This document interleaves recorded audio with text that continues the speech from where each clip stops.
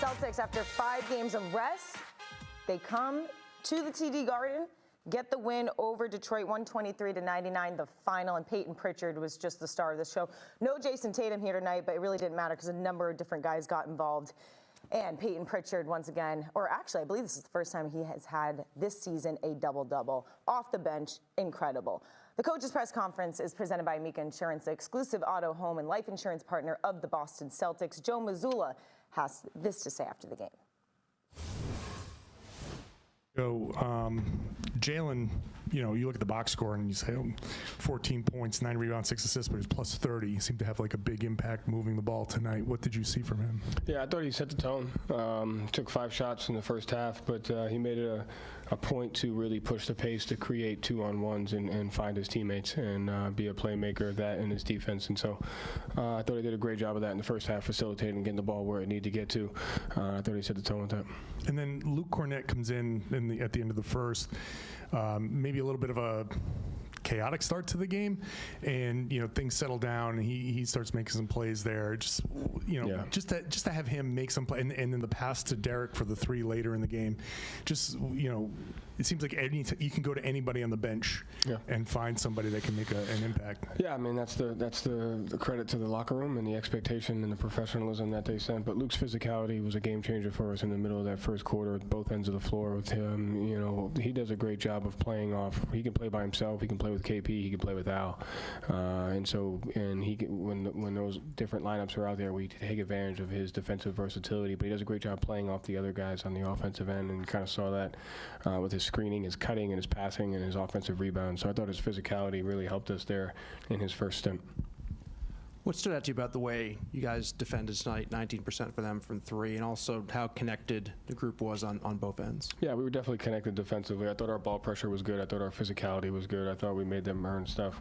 I thought our shifts were good. I thought the threes they did get off, most of them were contested. And so I thought we just played a well-connected game on both ends of the floor.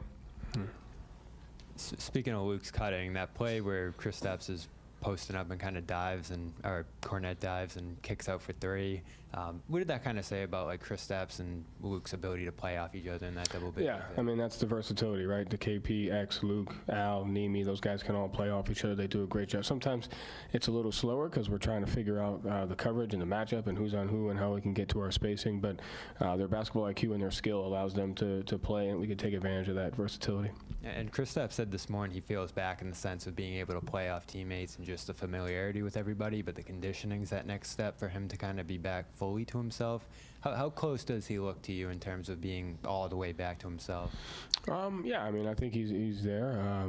His body's adapting well to the games. He's playing a little bit more he was on pace. He played 30 tonight. He was at 28, so he's in that 28 to 32 range nightly, and feels good. So I think he's getting there.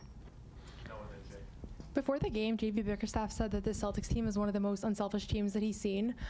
Curious from your standpoint, do you feel like winning the championship last year has made you guys even more that way because everybody knows that it works? Or do you feel like the group that you started with last year already kind of had this mentality? Regardless of past results, I think it's I think it starts with just the guys that we have in the locker room. I think it's important to know that we do have egos. We just put them in the right place. It's not that we shouldn't have them. We should have them as long as they're put in the right place. So I think it's with the character of the guys, and I think they have a trust and an understanding of what can lead to long-term success. And, I think you have to commit to that every day, and I think the guys, work to commit to that. JB said before the game that even without Tatum, you guys just kind of play the same way. You created 48 three-pointers tonight. I think you had 34 assists, one of your highest all season. What goes into the consistency you guys have been able to have over the last couple of seasons when you're missing key guys? It's just the locker room. I mean, I think it's really just the expectation and the professionalism. It's not an excuse. Who's in, who's out, has an expectation to do their job, has an expectation to win.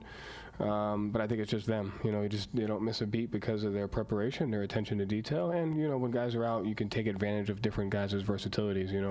With JT and Sam out, we played much more double big, and you're allowed to be more versatile with the Nemi, Luke, KP lineups. When you're in, it's difficult to get to those sometimes. So it's their preparation, their professionalism, and the willingness to just do their job regardless of what's going on.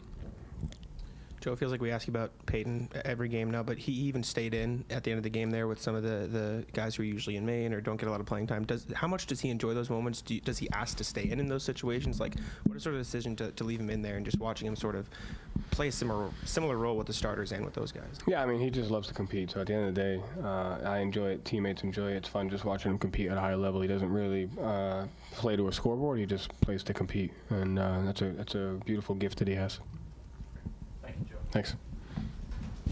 It is a beautiful gift that he has. 27 points for Peyton Pritchard, 10 assists, 7 threes. And guys, what I really love about Peyton Pritchard is that he doesn't have to start. In fact, you almost don't want him to start because you want that spark, Eddie, from him coming off the bench and just being as infectious as he's able to be. Remember, Jaylen Brown said it a couple years back, said the energy is shifting. You know, he speaks things into existence.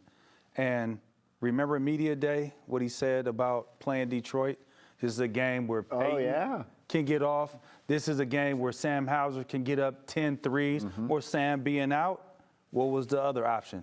Peyton getting off. And so it was one of those games to where, you know, recognition. Also your star player, right? Okay, you got Jason Tatum on the bench, the 1A, whatever you want to call him, 1A, 1B, whatever. You know, and the other superstar we have only takes 12 field goal attempts. You got 1, 2, 3 guys that takes more shots than your star player. How unselfish, how self-aware of understanding, like, I need these guys, and if they got it going, I'm going to lean on them.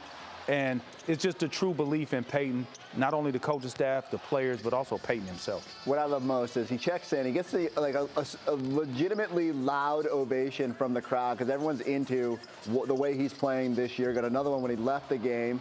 But he had that little step back, that like Tatum-like step back behind the line. He had a couple shots from Somerville. Like, Pritchard is just ridiculous with the way he's playing right now.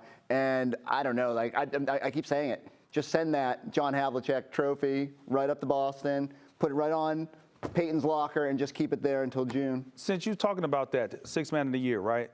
Who in the hell else is in contention right now? Like, who is a... I think Peyton right now is above, what, 50% above the second guy? Who is the other Is guy? it Buddy Hield? Is it? Buddy Hield. Oh, Buddy Hield has been playing well, but he hasn't been playing as well as Peyton Pritchard.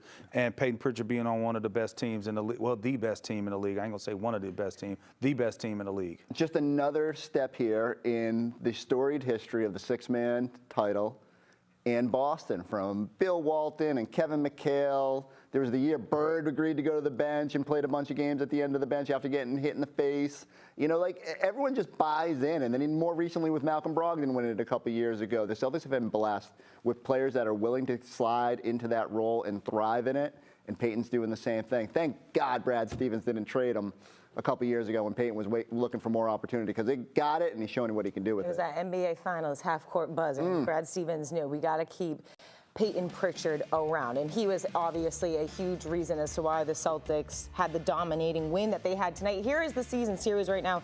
Celtics 3-0. Now they do face each other again, Detroit and the C's. One more a little bit in late February, but guys, based off of how the track record looks, I think they'll do just That's right after All-Star break, right?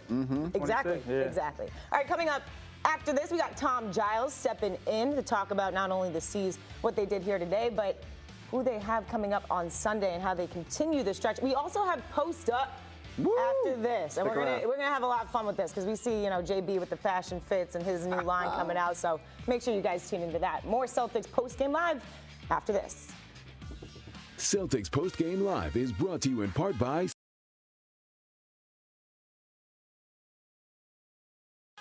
All right, coming up on Sunday, you got the Patriots back in action after the bye. They're in Arizona to face the Cardinals. We're going to get you ready starting at noon with pregame live. Celtics play the Wizards that night, so we're going to have a full breakdown of the Patriots-Cardinals game at 9:30 p.m. That's postgame live presented by your New England Ford dealers. All right, the Turning Point is presented by Awaken 180 Weight Loss. Turn it around, take control. It is possible with a solution for weight loss. Reserve your consult at awaken180weightloss.com. Can we get another look at that? The big man can pass. Luke Cornett to Porzingis, the give and go, and then the kick out to... That was impressive by Luke Cornett. Very impressive. I thought he was going to go up for it. Feet underneath him, making the pass on time, on target. A lot of big men can't make that happen. Of course, they went with the double big lineup to start the game. Also went with that double big lineup as well. Tom Giles, Chris Forsberg, Eddie House. Saw Derek White knock down the three at the end there, too. And he mentioned it in his walk-off interview with Abby that it was nice to see him go in there and to knock down some shots, Chris. And he certainly did that tonight. If it wasn't for Payton Pritchard, it was going to be Derek White who was probably headlining things. Do you remember his first 3 attempt of the night, I think? It was off by like 4 feet. And I'm thinking, man, what's going on with Derek? He doesn't usually miss that bad. But everybody had a little bit of rust at the start of this one. Well, he made up for it because he barely missed after that. And that's the luxury of Derek White, is when he's going like this. It's so weird to me that it just kind of blends in a little bit on a night where you're thinking, oh, wow, Luke had that big first quarter. And then Payton comes in and dominates part of that first half and into the second. But Derek was just steady throughout, and every time the ball swung his way, he made a big play. And more impressive, Eddie, as you just grunted, that defense, when he turns up the blocks, he had a couple on the night, right? I think he had one block. One, he got only credit. I thought he had another one, but I'm going to have to go to the tape and check it. Yeah, 1 block, 2 steals. But I think that got him going, playing defense. I think that first quarter they only had 16 points, so just being engaged defensively and allow him to get open shots. And also, besides him being engaged defensively, just look at the shots that he's getting. All those are in rhythm. The teammates are making the right play. He's walking into those shots. And that's the shots you want to take and want to get when you have been struggling. Think about the last, I want to say it probably was 3 games. We go back 3 games where D. White, we're like, man, D. White, he's not shooting the ball particularly well. But the one thing about it is you trust in your work. Your teammates trust you because they see you put in the work. The coaching staff trusts you. And then ultimately you got to continue to have that confidence of like, I got to let it fly. The next one, I can't make the next one unless I take the next one. So I'm happy to see him get back on track. 7 threes, 7 to 12 from the field. From threes. I mean, what else do you ask for? He also had a face mark in the back of his head from the first half. Oh, that tooth. Oh, my God. Was that Ron Hollins? Yes. You might have to get a tetanus shot behind that, don't it? I mean, it's usually that stuff had been happening to Derek White like the last couple of years. This time he was on the other end of it, Chris. And the other part that I really love is he took a lot of turns on Cade Cunningham, especially early. Again, coming into the game, I thought maybe that would be Jalen's assignment, but it was clear they were putting Drew and Derek on him and letting them do the work because Jalen was going to be so responsible for playmaking with Jason out. And I love the way Derek just embraced that. Again, no one's going to be super successful in that instance. Cade's going to make buckets, but 18 points, 9 of 22. They made him work, and and his impact was all over that. And you know what? Tonight we've been asking for this for a while. Like, okay, our two defenders, right? Our perimeter defenders with Drew Holiday and Derek White. We want to see them try to put a game together offensively. We know what they could do defensively. Think about what they did tonight. 23 points from Derek White, 12 from Drew Holiday. Drew Holiday very efficient, 50 from the field, 50 from 3, 7 rebounds and 6 assists. I mean, that's the winning recipe right there. Great bounce back, especially after great bounce back. Yeah. It doesn't necessarily have to be one of those games where you explode on the scoring side of it, but when you are tasked to guard a guy like Cade Cunningham, who is a certified hooper, a real baller out there, you got to put in a lot of work. You got to put in time. Your mind. Some guys might not have a good night's sleep thinking about how they're going to try to stop him. But the fact that they were able to put it together, I like to see that, and I want to see us to continue to move in that way. And both of those guys, offensively, and continue to do what they do defensively and with the team. I want to see that to keep going. Yeah, and when you have that kind of starting 5 around Jason Tatum, it kind of gives you the luxury to say, you know what, we can give him a little extra time here coming off this extended break. Let's get to the Ford Tough play of the game presented by Ford Trucks. Bill Ford Tough. Kristaps Porzingis. Let me have that. Oh, Beasley didn't know what hit him right there. Malik the milk Beasley was chocolate, the cookies butter crunch. Another guy with a fresh cut. Celtics get the win 123-99, 20-5, a crisp 20-5 on the season. We're going to hear from Kristaps Porzingis coming up in just a bit. Celtics Post Game Live is brought to you in part by John.